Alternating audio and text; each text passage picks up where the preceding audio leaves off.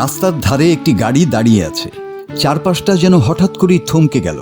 এক বৃদ্ধ বাবা, যার শরীরটা বয়সের ভারে নুয়ে পড়েছে, এক হাতে লাঠি, অন্য হাতে ব্যাগ, কাঁপা কাঁপা পায়ে তিনি গাড়িতে ওঠার আপ্রাণ চেষ্টা করছেন। কিন্তু জীর্ণ শরীরটা যেন আর সায় দিচ্ছে না। প্রতিটি পদক্ষেপ যেন এক একটি পাহাড় পেরোনোর লড়াই।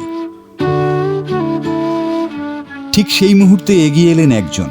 তিনি আর কেউ নন, পরম মমতায় আগলে রাখা তারই সন্তান।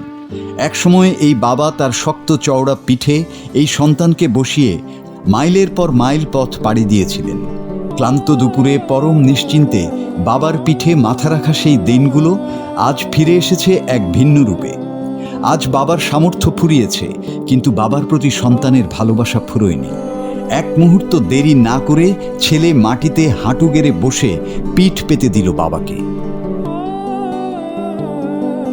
অবশেষে ছেলের পিঠে পা দিয়ে বাবা উঠলেন গাড়িতে। বাবার ঝাপসা হয়ে আসা চোখ দুটো যেন বলছে, তুই আমার শেষ বিকেলের পরম ভরসা। আজকের এই ঘুণে ধরা সমাজে, যেখানে বাবা মাকে বৃদ্ধাশ্রমে পাঠায় সন্তান, সম্পদের লোভে মানুষ রক্তকে অস্বীকার করে, যেখানে তুচ্ছ কারণে বাবা ছেলের পবিত্র সম্পর্কে ফাটল ধরে, সেখানে সামাজিক মাধ্যমে ছড়িয়ে পড়া এই ছোট্ট ভিডিওটি সকলের আবেগকে নাড়া দিয়েছে।